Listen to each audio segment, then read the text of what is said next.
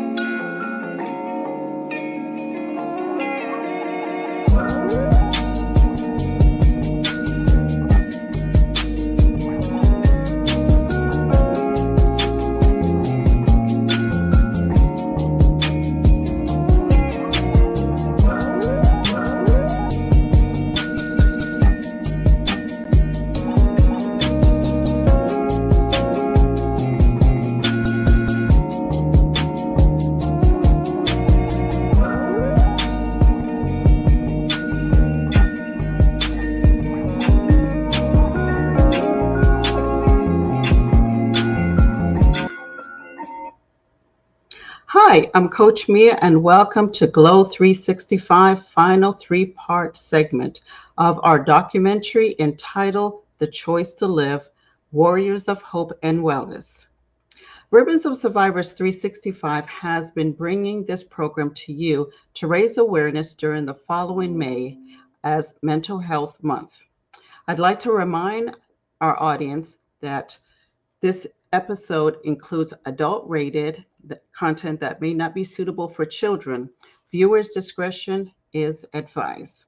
When you think of the choice to live, it is very personal to me, not only because mental challenges has affected some of my close friends, associates, family members.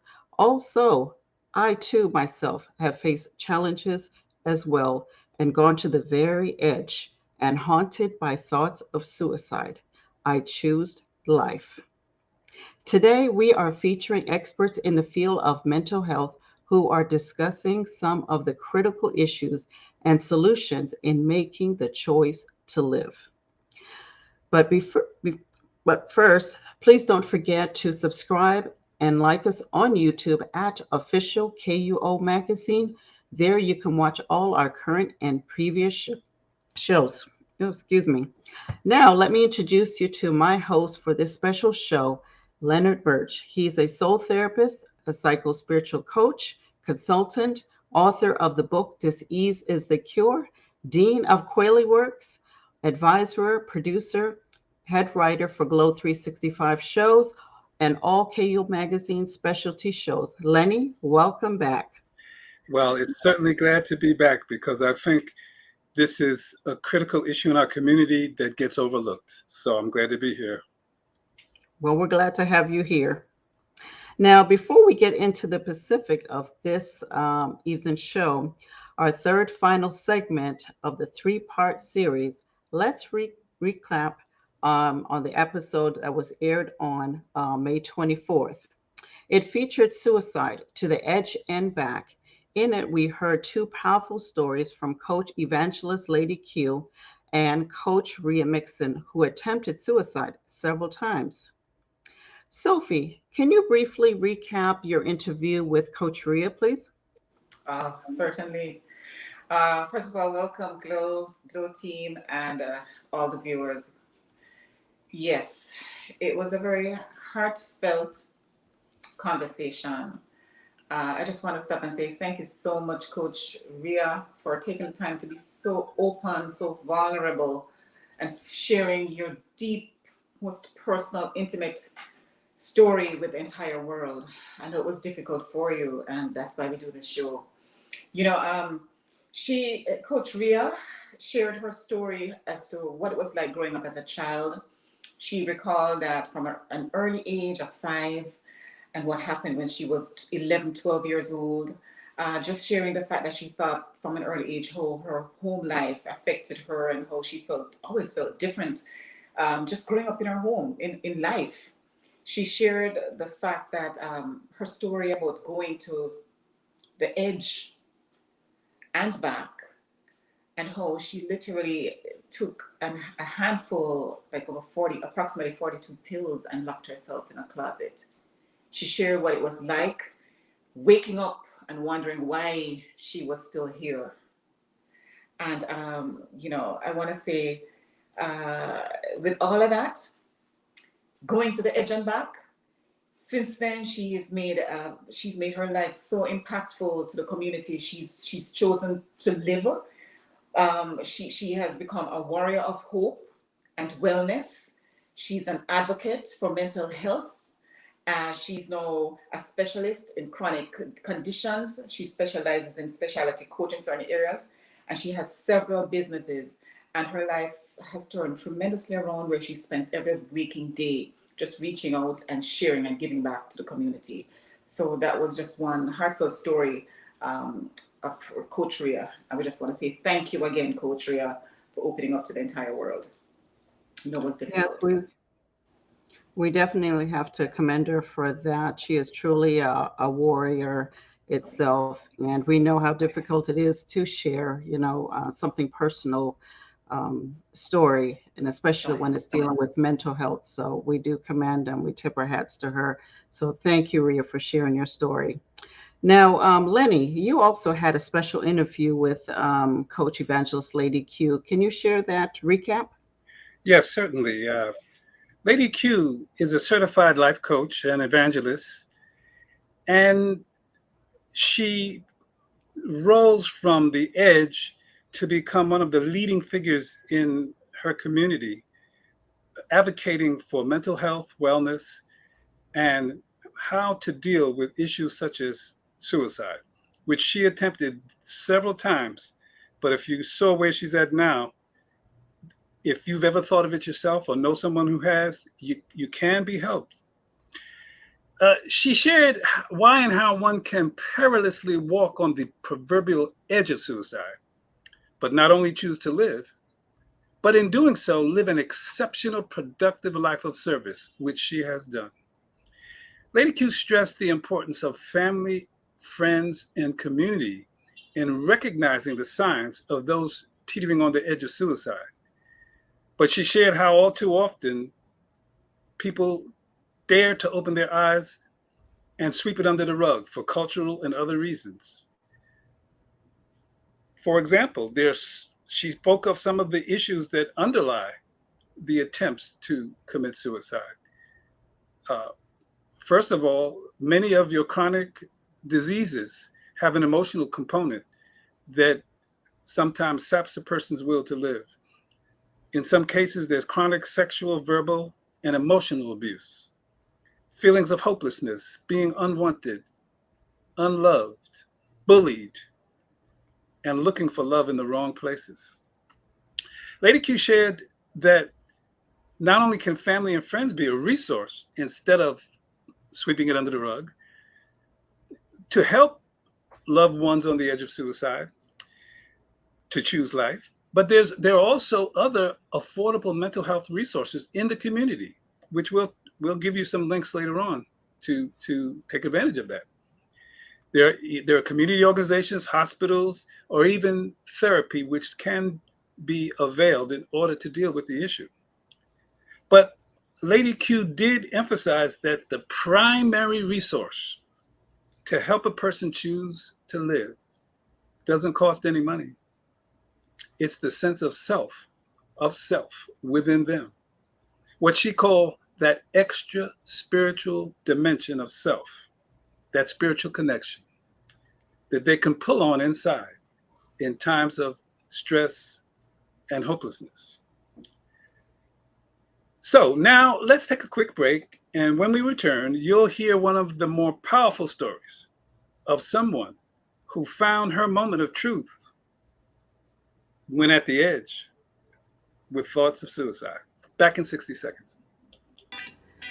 The Jamaican American Association of Central Florida proudly presents Jamaica's 60th Independent Scholarship and Debutantes Award Gala on August 6, 2022 at the Rosen Plaza Hotel from 7 p.m. to 1 a.m.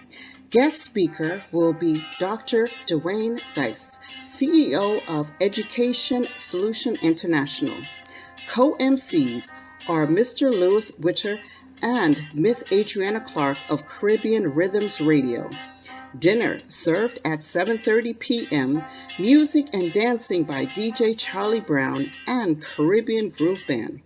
Tickets are $75 by calling 407-467-1741 or 321-439-2130 and also 407-292-3719. Join us for a night of excellence and elegance as we celebrate Jamaica's Diamond Jubilee. For more information, please visit online at www.jaaocf.com. Thank you. In our third episode, it was entitled "Suicide: The Moment of Truth." In it, an extraordinary woman, our own Lady Mea, spoke about how she'd faced the challenge of thoughts of suicide. And she previewed why and how she chose to live and what message she has for all of us. Again, we want to remind you that the following episode includes adult-rated content that may not be suitable for children. Viewers' discretion is advised.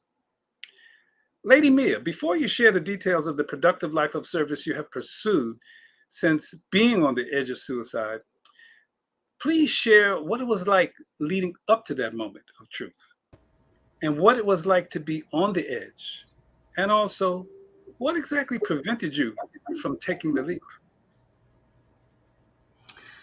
Well, sitting on that edge, I remember sitting in the bathroom and plotting, different scenarios of committing suicide, from taking pills to slitting my wrist, jumping off a balcony, shooting myself, or just simply walking into the ocean and allow the waves to just consume my whole body, and when I look back at even just taking pills, I don't like taking pills, cutting my wrist. I was worrying about, okay, I'm going to mess up my pretty skin, jumping off a balcony or a cliff. I'm afraid of heights, shooting myself. No, that's not going to work because I don't like guns, but that moment, when 4 angels, which are my children, walked in suddenly, and I realized that, I blacked out. I totally forgot I had children. I lost all sense of reality, Lenny.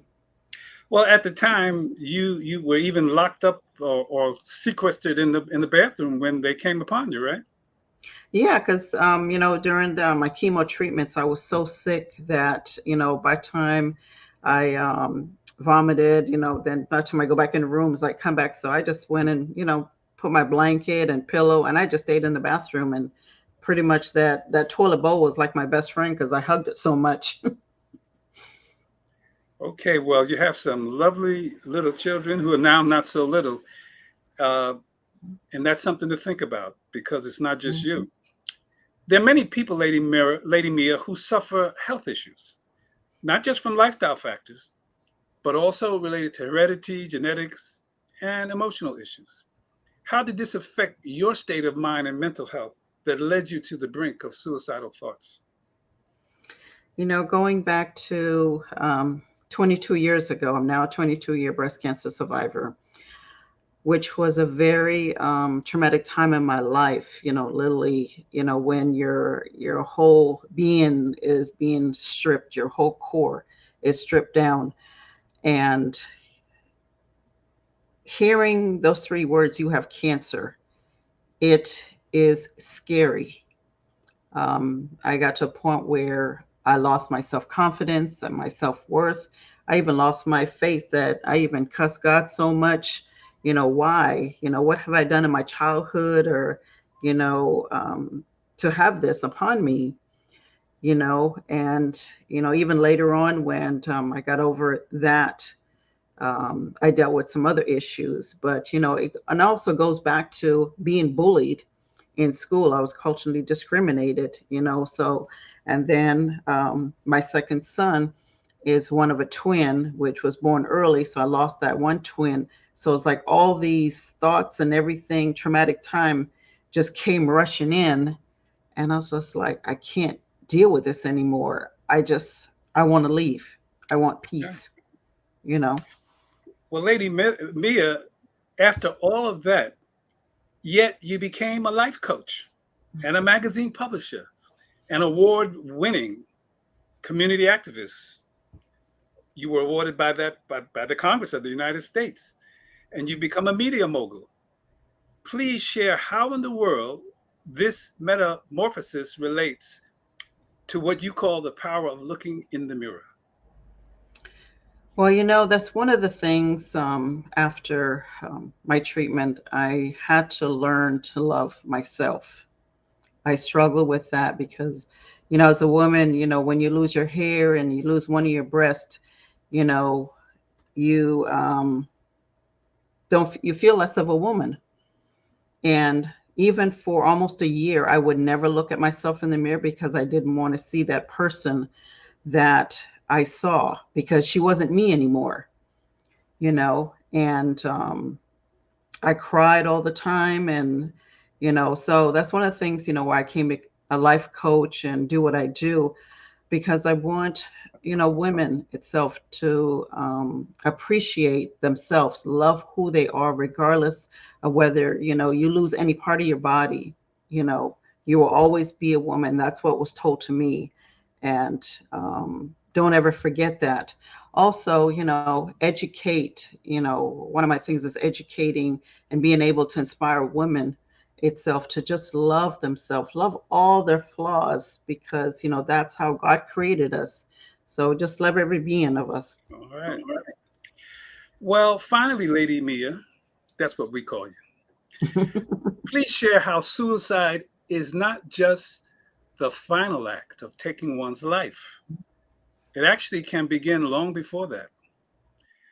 How does it relate to things like lifestyle, diet, and the need to pursue more of a life of wellness, of self-care than people may be experiencing? You know, when you look at, you know, mental health, and we look back and we think it's, you know, thoughts and or, you know, our mindset, which is an important thing, you know, being in a good mental health can prevent us from serious health conditions. Our body needs, you know, both to be mentally and physically to be able to function, you know, properly and be aligned at once so that we can be happy. We also have to have a proper diet, because that can also lead to stress and also depression. And then, you know, we might end up, you know, binge eating and overweight, that causing a whole nother, you know, medical issue. And then it also affects, you know, our family, our friends, and even, you know, our personal intimate relationships as well. And practicing self-care weekly, it's so important. You got to take time for me, because me got to come first, and, you know, find that mindfulness, that mental wellness to be able to function in everything that we do. And also just surround yourself with positive people that will empower you and inspire you to maintain that mental wellness. You know, Lady Mea, thank you. So many people, there are many people who are selfless servers. They're always helping and serving others. But, you know, they sometimes seem to think that self-care is selfish, but it's not selfish. All you got to do is think about when you're on an airplane, you're with your little daughter, the plane's going down, the oxygen mask comes down. What did I tell you? Put yours on first, because you're no good if you die. So self-care is not selfish.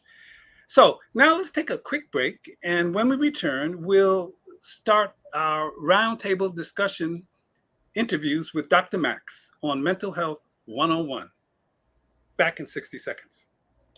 Hello and welcome. My name is Ronnie Walker. Allow me to introduce you to the MrRelationshipManCave.com website. Listen, gentlemen, today is not the day that you're up halfway for yourself and for the woman you aim to please. Nutrition and mental health are important to fully experience a healthy and exceptional relationship. As a man, we want to make sure we have what is needed to start and finish strong. So go to www.mrrelationshipmancave.com and explore the possibilities.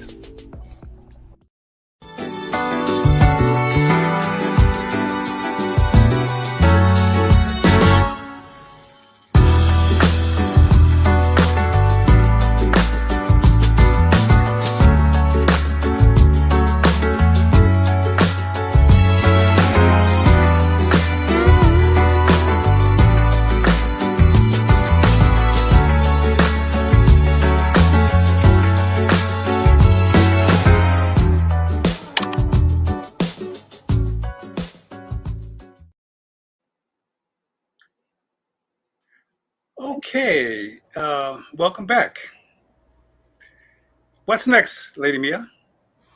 Well, we got Dr. Max. You're up next, Lenny. Let's talk about Mental Health 101 with Dr. Max. And also, let's remind our audience that this episode, like previous episodes, includes adult-related content that may not be suitable for children, so viewer discretion is advised. Our next panelist is Dr. Maxine Ruddock. She's a clinical psychologist, a life coach, founder of Comprehensive Psychological and Assessment Services, CPAS, which provides counseling and other mental health services to the community. She specializes in self-empowerment and what we talked about earlier, self-care, for women especially. She's a speaker and a lecturer.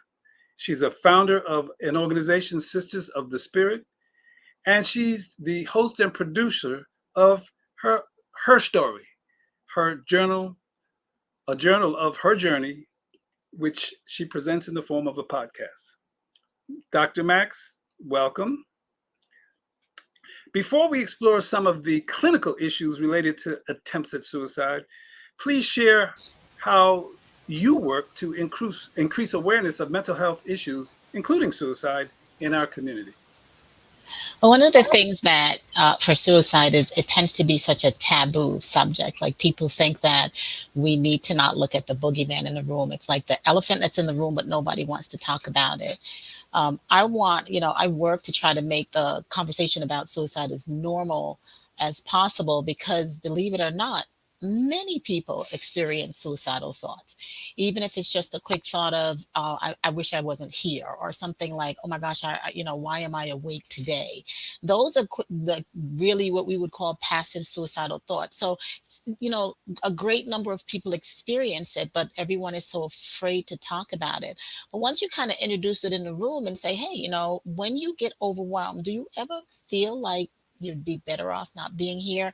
And then, that kind of opens the door for people to say, well, yeah, I get these thoughts. And then you can go a little bit further to see just how serious the thoughts are. But, not only do I try to normalize it in conversations, I even, I started from home. I talk to my children about it, just in case you're around friends, here's how you can do it. And then I just kind of do it in a concentric manner. I talk to my neighbors about it. When I'm doing training with my interns, I teach them how to explore that. And then I go out and I do presentations in the community. So for me, there's a passion in my heart that mental health in general and suicide specifically is spoken about so people understand it is not as abnormal as people think. Many people think, even if it's just for that 1 second, sometimes that thought may come up. However, since it is such a taboo, as you've said, how can you tell a person may be contemplating suicide? And what are some of the ways to approach someone who you think may be suicidal? Well, one of the things that show up for people when they're experiencing suicide is that they start to withdraw from people. Sometimes they may start giving away their possessions. If someone is on medication, they may start trying to hoard that medication because they have a plan. But, the best way to find out if someone is contemplating suicide is to ask them. People are afraid to ask the question directly because sometimes they think, well, maybe they're not thinking about it, but if I suggest it, then I'm going to be the one to put it in their mind. Most of the people that I talk to will tell you how relieved they are that someone brought it up, because it's such a difficult and powerful, forbidden feeling in their heart. And when someone actually allows them to, by opening the door with a touching conversation, with a caring conversation, and not that you want to pathologize the person or make them feel bad, you just simply normalize it by saying, have you ever thought about, has that thought entered your mind? And if so, how often and when? And then you might start to follow up with more questions. Then you want to see if the person says yes, you want to see just how serious they may be. How often is it happening for you? Do you have a plan? Because we always want to assess for that. If the thought is there, we want to know if you have means, and we want to know if you have a plan. Means, again, especially if it's someone who's been going through a recent illness or something like that, they may have a lot of medications. That's means. You want to kind of ask them, have you been taking your medications on time? Have you been storing the medications? Maybe you can kind of check it if it's a loved one and you have access to doing that. But, really just opening the conversation. And then, if you are going to talk to someone about it, leave space for the person to talk to you, kind of go in and say, during this time, I'm going to be here with this person for an hour or two, because you certainly don't want someone to say, well, yes, I'm experiencing it. But then you have to go in the next half hour. Also, if you do think that someone is experiencing that, have a plan in case that person does say yes, so that you have some referrals in place or some next steps. But certainly don't open that door and then walk away from the person. Okay, so doctor, you are a specialist. You have experience. You can probably see things that some other people can't see. And there are people who associate having suicidal thoughts with being crazy or weak. How do you break through that kind of barrier that people have put up? Well, one of the things that whenever we're talking to people about that, you can sometimes have your own self-disclosure, because you can talk about that sense of feeling overwhelmed. It's simply a matter of that individual's breaking point where that person loses hope. And so you kind of want to look for some conversations that might have the person talking to you about they don't see tomorrow with any kind of brightness in it, or they don't have any plans for the future. That's an indication that that person doesn't think that things are going to get better. For us, that's one of the greatest markers and indicators that someone might be thinking about suicide, when they don't think that tomorrow will ever get better. So you can kind of ask them, what are your future plans? What are you thinking about doing later? And if they say nothing and they're consistently telling you that they have nothing planned, and then you can dig a little bit deeper and say, well, what do you see yourself doing 5 years from now? Are you going to work? And if they continue to tell you, then you're probably looking at someone with a sense of hopelessness. And a sense of hopelessness for us in the mental health field is one of the greatest markers that suicidal thoughts might be there. Thank you. That's very insightful. So what about this? When you if somebody comes in contact with someone who insists that he or she wants to commit suicide, how do you deal with that? Get that person help. Ah. Hopelessness is a dark place to be. And if you are not equipped, if you're not trained to manage that, that's when, again, like I said earlier, when you go and you open this conversation, you want to make sure that you have some resources in place to immediately address it in case there's serious suicidal ideation or thoughts going on. So it's to try your best in that moment to infuse hope into that person. Even if they say, I can't see it, tell them you can hold it for them. Tell them, I will walk you through the steps. I will go with you. And that's why I said earlier, you have to be prepared in case the answer is yes, that you've put some time aside and that you've put some resources in place, and that you're able to connect the person to services where other people can then take over and help to kind of hold them until that moment of darkness goes by. Because as you even listened to what Mea said earlier, it was that moment, and then her children came back and they infused that hope in her, and that gave her the strength. So, it's very important that if you find someone who's very serious about it, you have to believe them. They mean it.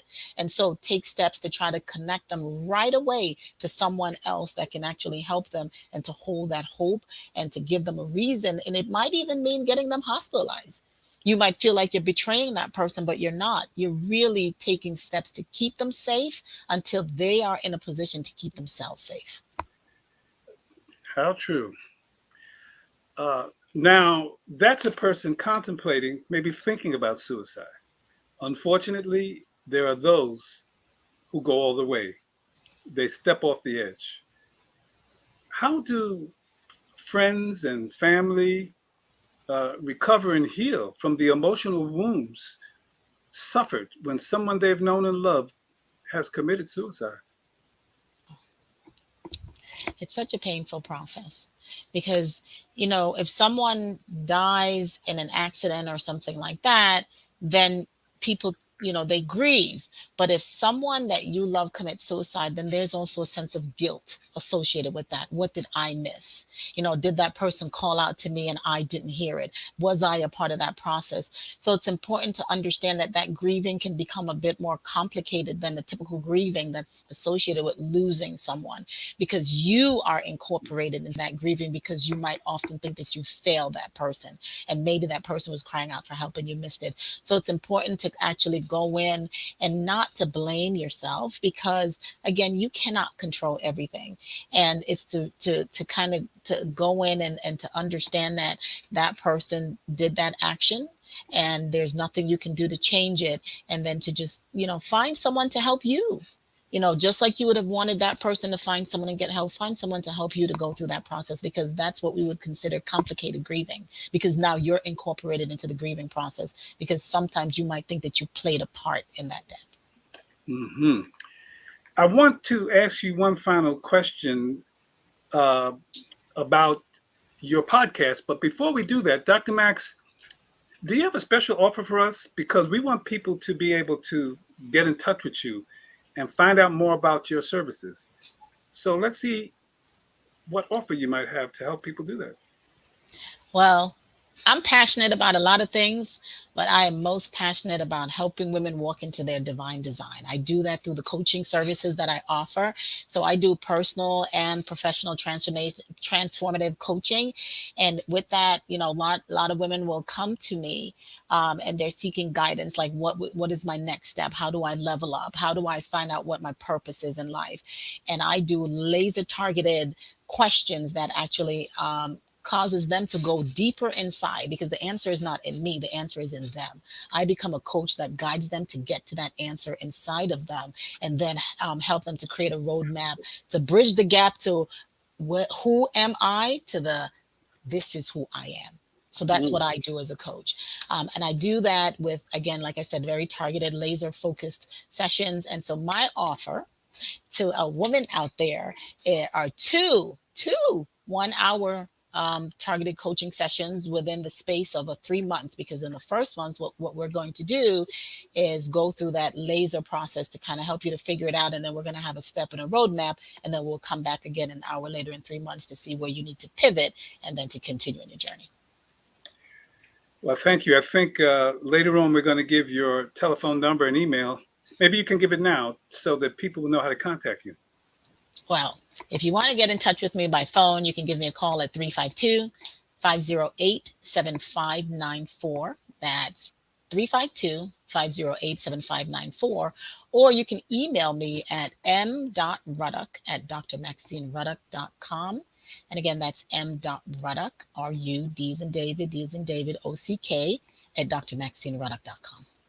Thank you, Doctor. Finally,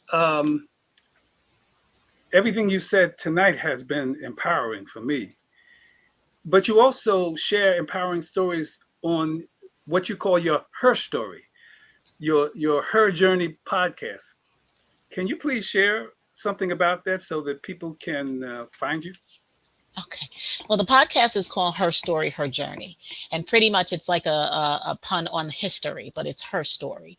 And so what I do is I believe that every single woman has something extra inside of her. And so I'm not looking for someone who's a celebrity. I'm looking for that everyday woman who is going through life and surviving, and not just surviving, she's thriving. Despite what kind of obstacles and adversities that life throws at her, she reaches deep down inside. She pulls that extra and she survives. And then she turns around and she pulls other women with her. And so what I do is I seek women like that, and I want to shine the light on them, and I want them to tell their stories, not to stand under the story, but to stand on top of that story and to shout the light to other women out there and to actually inspire other women. So that's what the Her Story, Her Journey is about. And let me tell you, God is in the middle of it, because that story has actually reached women. People call me and say, I share my story, or thank you for having that woman share her story. It's exactly what I had been experiencing. Thank you, so that I don't feel so much alone. So, if there's a woman out there who wants to share her story to inspire her other sisters out there, please give me a call, because we would love to hear your story. All right. So remember those key words: Her Story, Her Journey. Yes. Podcast by Dr. Max Ruddock. Yes. Now we're going to take a quick break, and when we return, Coach Mea is going to have a little chat with Dr. Donald Tate. And he's a grief counselor, and he will give us a better understanding of the relationship of grief to thoughts of suicide. For instance, whether grief is considered to be a mental illness, how grief can impact our lives and cause a ripple effect. For example, one that drains our physical, emotional, social, and spiritual well-being in a way that can lead to thoughts of or acts of suicide. And if we have time, I'd like Dr. Tate to also include in his talk what Dr. Max touched on, which is sometimes called survivor's remorse. So this and more when we return in 30 seconds. Hello, I'm Dr. Donald Tate, founder and CEO of Dr. Donald Tate and Associates, and I'm a grief recovery specialist. I obtained my doctorate degree in what is called metaphysical science from the University of Sedona. It's under the umbrella of theology, psychology, sociology, and all those other ologies. And I'm honored to be on the Glow 365 virtual show. Let me share a little something about what is grief and how to flip the script. So come on, let's go.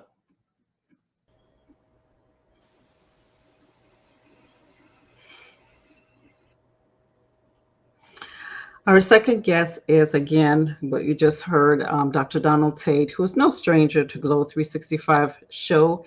He is a grief recovery specialist. He's the founder of Dr. Tate and Dr. Donald Tate and Associate, and he's also a yoga teacher. Dr. Tate, welcome back to Glow. It is great to be back, Mea. Great to be back. Thank you. Well, we're happy to have you here. Now, let's dive into right now, Dr. Tate. Question, is grief mental illness? Consider that? Man, that's a great question. Grief by itself is not a mental illness. Let's remind the audience now, grief is normal and natural, okay? However, when someone have experienced a trauma, like somebody that got hit or a terrifying event, we call that post-traumatic stress disorder. And that's when it becomes a mental illness. Now, some people see grief as only related to losing a loved one or a friend. How do other kinds of loss affect grieving and the possibility have thoughts of suicide?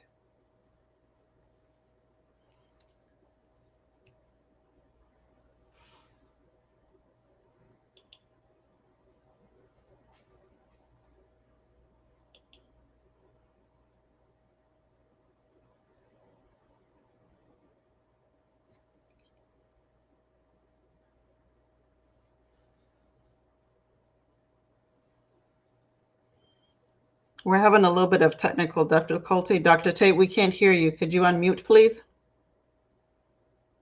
Okay. I'm sorry. Can you hear me now? Yes, we can hear you. Thank you. Can you hear me? I'm sorry. I was saying that, honestly speaking, no one knows what goes on in the mind of someone that want to harm themselves. This is the reason. This is really the reason why I don't handle those particular cases. I tell them to go ahead and call the hotline suicide or DrMax. Okay, thank you for sharing that. Yeah. Now, what are some ways that people can be more effectively to deal with grief and avoid it getting to one point of thoughts of suicide? Well, I hate to be redundant, Mea, but my advice is to get help. And there's an old Indian saying, don't ask why, because why will give you the answer. Ask how.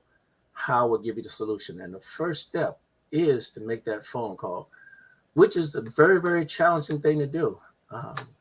Very. So that is the first step. I would advise them to make that phone call or talk to someone to make the phone call for them if they need to. Thank you for sharing that. Now, another touchy conversation is the stigma that continues to float around African Americans that refuse to seek professional help if they're grieving or feeling they have some sort of emotional or mental issue. What is your take on that? The statistics tell us that about 25% of the African Americans seek mental health care compared to the 40 of whites. And now let me share one of my experience from a grief recovery specialist point of view. I met this person and I knew he was grieving. He just lost his father. And I asked him a simple question. Hey man, how are you doing? And he gives this, what we call an award-winning performance. I'm fine. And that happens a lot of times. No, you're not fine. You need to talk to someone because you're going down the rabbit hole. So they too need to go ahead and find some type of relief to call someone for help. Now let's get deeper in this, Dr. Tate. Well, actually, let me go back just a little bit. Okay. Do you see mental health in the Black community changing anytime soon? Yes. Being aware is over half of any challenge. The other half is what are we going to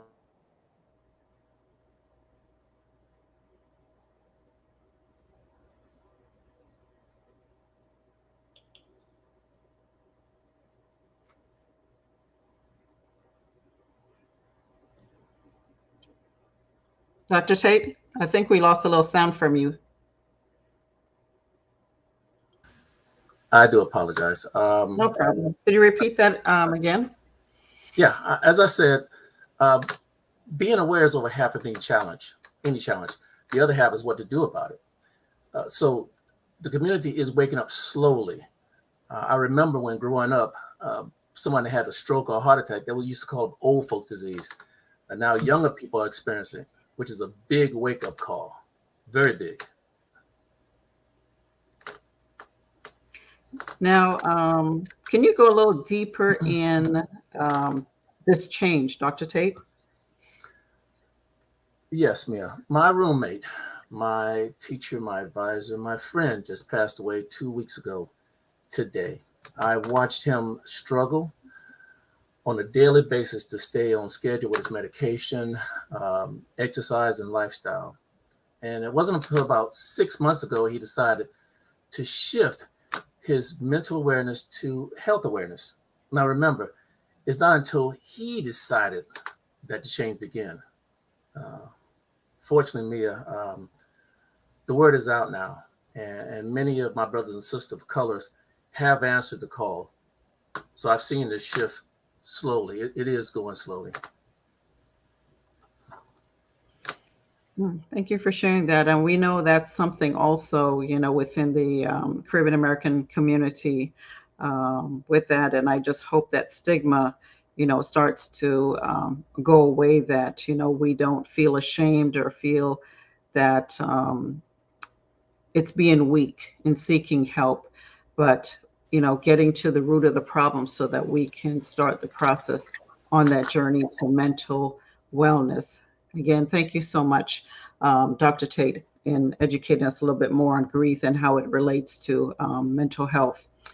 You also have a offer for our viewers, do you not?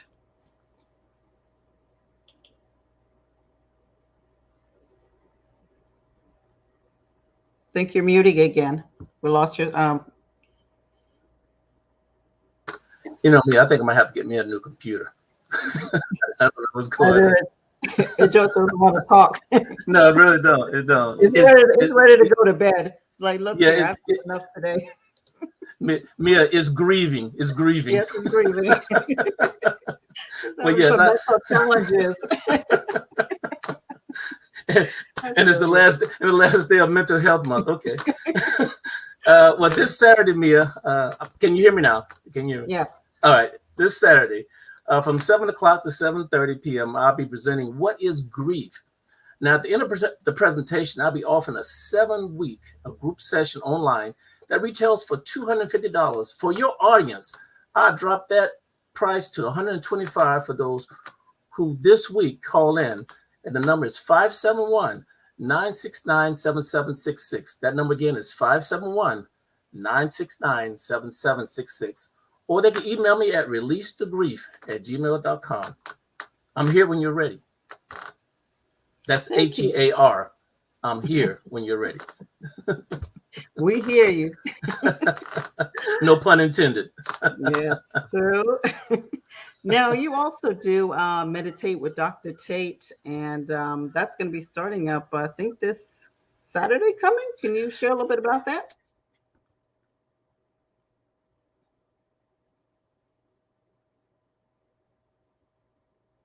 Dr. Tate? The new gym, the EOS, just gave me the go-ahead to go and do the meditation, Meditate with Dr. Tate, starting this Sunday from 7 until 7:30. We're going to take a pause for the cause. It doesn't matter if you're going to a massage therapist, working out in the gym, all those things are beautiful. They're only supplements until you know how to take a pause for the cause. And I'm going to show you how to do that. And by the way, it's free. Thank you so much for sharing that. We're looking forward to it. I did take one of your meditation class, and I'm telling you, during those even thoughts of suicide or, depression and stressed out, it really helps. It really helps there. So thank you. And I encourage everyone to check it out, and also check out his presentation coming up as well, too, and get some meditation in. It'll save your lives. Yes. Thank you. Ernie, Thank you very much. what's going on next? I'm going to be Coach Sophie on the role of life coaching and relationships in addressing mental health issues, including suicide.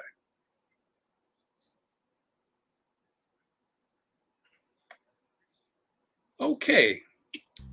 I am excited to officially announce that as we speak, Quayle Works is setting up the Quayle Works Empowerment Broadcasting Network. This institution will assist development groups in the U.S. and around the world to set up their own empowerment television channels.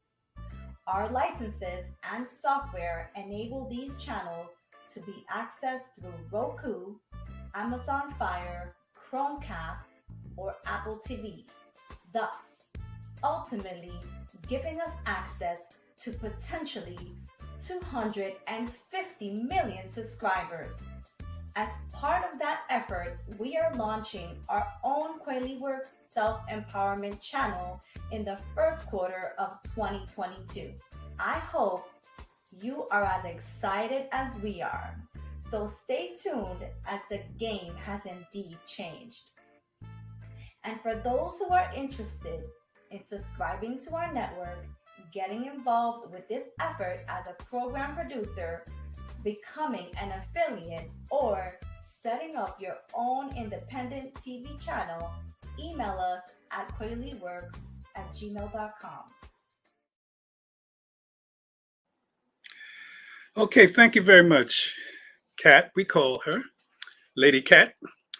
Our third guest is Miss Sophia Green. We know her as Sophie G from Apopka, Florida. She is a certified life and life purpose coach, a relationship coach. She's host and producer of the Sophie G Show, and she's a co-host, producer, assistant writer of the Glow 365 TV shows and mental health documentary. Welcome back, Sophie. Hey, big brother, Lenny. Thank you, my brother. Thank you.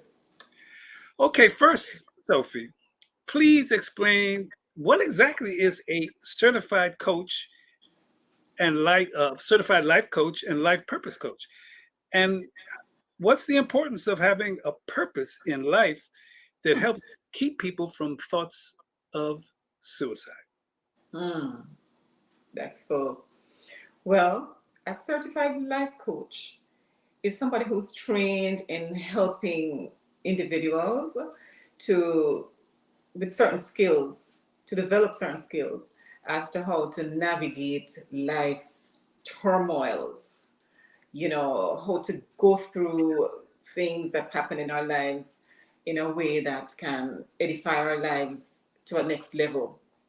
It's somebody who's trained to help persons to develop a special, significant kind of a mind growth that can assist in aiding in the development of physical well-being, emotional well-being, psychological or emotional well-being. A life purpose coach is targeted in focusing on helping somebody to figure out what's the purpose in life. A lot of people reach out to a life purpose coach when they want to figure out, what do I do with my career? What am I here in this world for? What is my purpose in even surviving in this universe? And we help to develop people the life skills that can help figure it out by giving them tools that can navigate the roads and the turmoils and the trials as to letting our passions be our guide that can put us on the right path to find our purpose so that we can live more edifying and fulfilling lives. And I think the importance in this subject of having life or figuring out your life purpose is that I think that when most people who are dismayed, going through challenges in life, or get to that point of should I even exist? I think it's usually because they're at a point where they're trying to figure out, what's my purpose? Why am I here?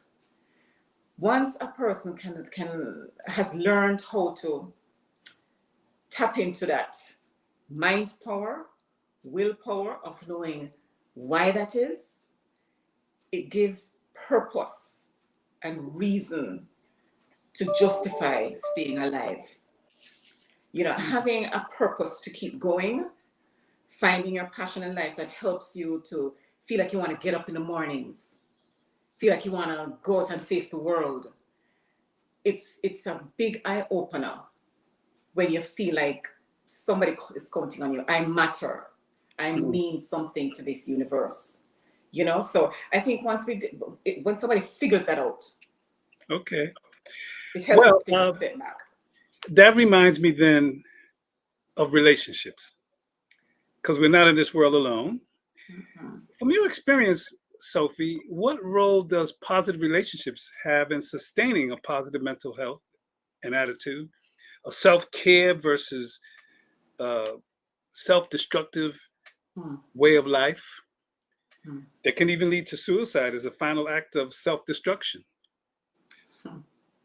How does positive relationships impact that? Again, like attracts like. There's a saying that we are as strong as the weakest link. If we surround ourselves with positivity, then we will feel positive. If we put ourselves in places where we know that we have people who have our best interests at heart, who can pour the fuel into us when we're feeling low on energy, low or weak. It's like having a petrol stop. In coaching world, there's a terminology where we refer to persons who are pitchers and cups. Having positive people in our surroundings will help pour fuel back into us whenever we're feeling weak. And it helps to keep, they also help to keep us accountable and guide us. It's like going to the gym and having a spotter, someone who's going to help you lift the weights whenever you're feeling down. Having positive relationships in our lives helps to keep us on the right path, because we keep ourselves, people who can call us out when we know that we need to get back on track. You know, give us the light when our batteries are going down to keep us going. So it's important, especially when we're challenged with mind wellness, to keep us constructive so we don't fall off track. You know, it's like keeping the fuel going.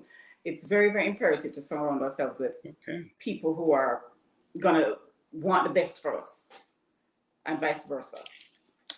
It reminds me of the saying, birds of a feather flock together. Flock together. You know, choosing who you want to be around. You're going to be around those people who steal your dream and put you down, or people who are striving for purpose, as you spoke of. Finally, Sophie, as a life coach, what advice would you give to our audience regarding one's self or friends or loved ones choosing life in the face of thoughts of suicide? You know, what I'll say is, if we stop and realize that we're all here for a purpose, if we realize that there's an expression that we're divine beings, and we're all connected somehow, I'll just use the terminology of like attracts like, and chains, and weakest link and strongest link. If we remember that everybody goes, because we're of flesh, we all go through challenges in life. Everybody has an empty cup sometimes that we wish the world or the Lord or the Almighty would just take from us. I would say just pause wherever you are. And as Dr. Max just said, that everybody sometime in life gets that thought, if it's even for a brief moment. It's pulling back and stopping and counting to 10, and just think that no matter what you're going through, you're not the only person. We know that statistics show that 1 in every 5 persons across the country are having thoughts of mental crisis, which even has thoughts of suicide. We go back as far as biblically speaking, where we know there are few men. Scriptures tell us that, let me see, Solomon was in pursuit of health, of pleasure. He reached a point where he hated himself and he wanted to die. Where Elijah was so fearful and depressed and he yearned for death. Where Jonah pleaded and wanted to die. Even Jesus Christ himself was at a point where he said, please take this cup from me. You're not alone. Get help before you decide to try to just vanish from this world. There's somebody who's depending on you. The stories we heard last week, the stories Mea just shared, the story that Lady Q shared, that Coach Rhea shared, that Dawn shared. There's always someone who's depending on you, who needs you. And the point where you are right now, are feeling the lowest in your life, it's not going to last forever. Your purpose is to stand back, find the strength that's in you, and be that hero to the next person. Because chances are somebody else under the same roof is having the same feeling. You just need to have that conversation. Chances are your neighbor across the street, if it's 1 in every 5, is having a down feeling. And if you can just pull yourself back, you can be that person's hero that can be their reservoir to keep them going. All right. Life is beautiful and you are beautiful. All just right. remember that. Thank you so much, Sophie. Now we're going to wrap up the program, and I'm going to ask each of our panelists to give me one main takeaway from tonight's program out of everything they've said or heard. Mea, let's start with you.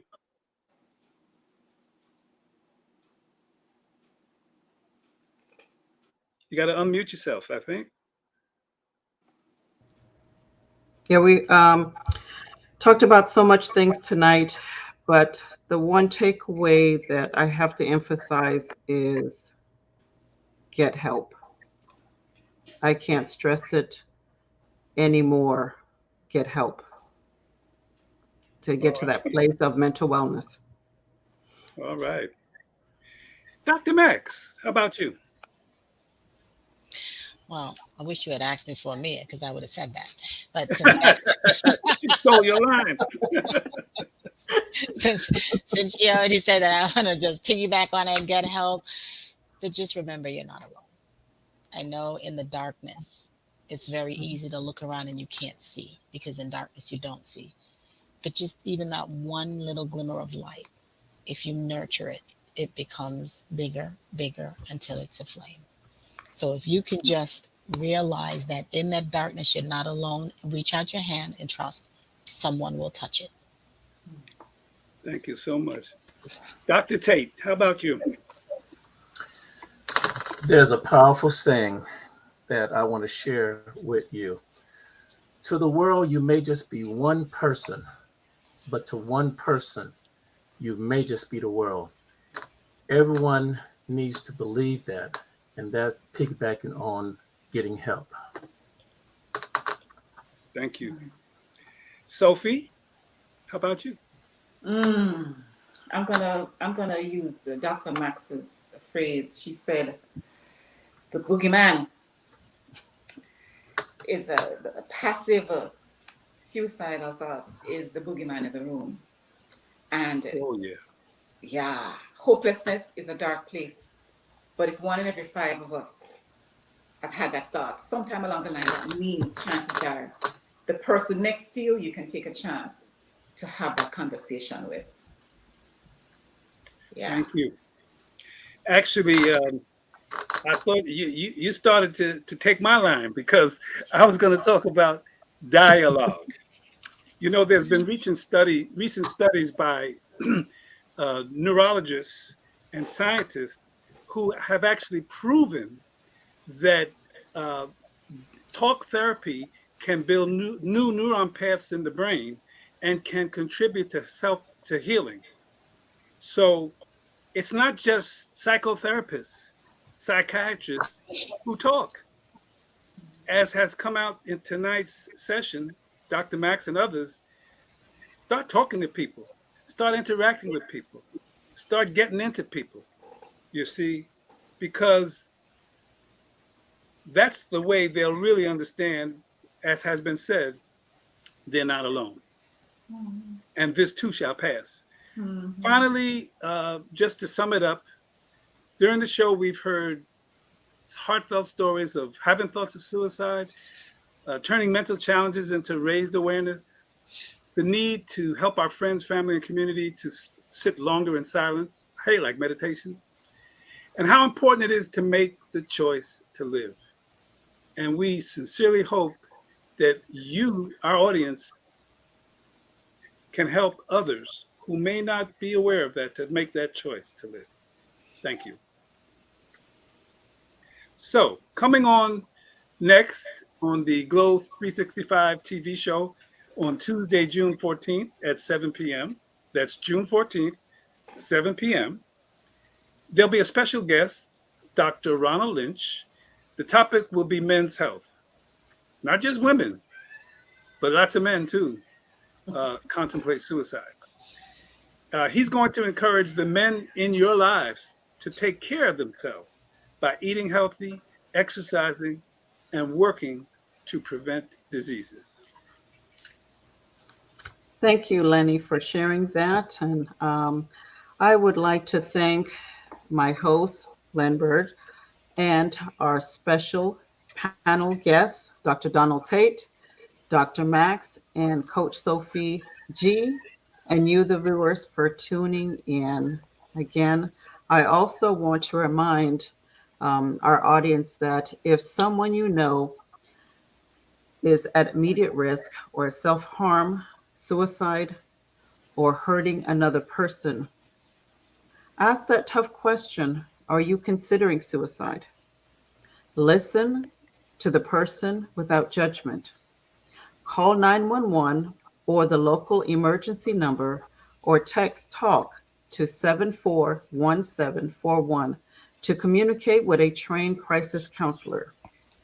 Call the National Suicide Prevention Lifeline at 1-800-273-8255 or visit online at suicidepreventionlifeline.org. They are available 24/7 across the United States. It's free and confidential. Stay with the person until professional help arrives. Try to remove any weapon, medication, or other potential harmful objects. And I want to leave this quote with you all. It says, "For darkness restores what the light cannot repair," which means that the light can repair things in the material world, but that there are limitations of that kind of fixing. Medicine, for instance, can heal in the light, but if the spirit isn't well, there is no life. By Joseph Brodsky. Remember, there is hope and there is help to get to a place of mental wellness. And because you're not alone, we're there. I'm Coach Mea, coming to you from Florida.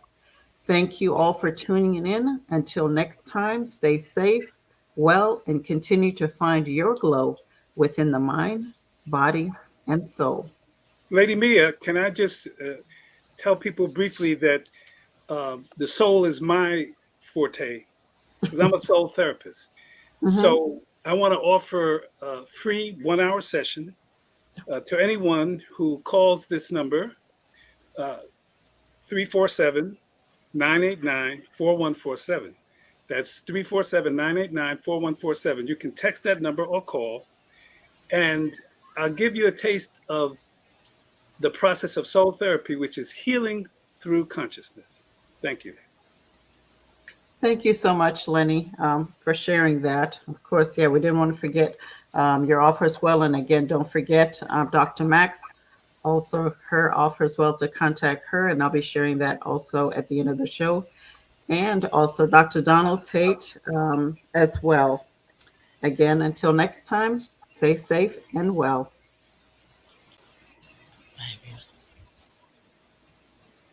Been here since day one.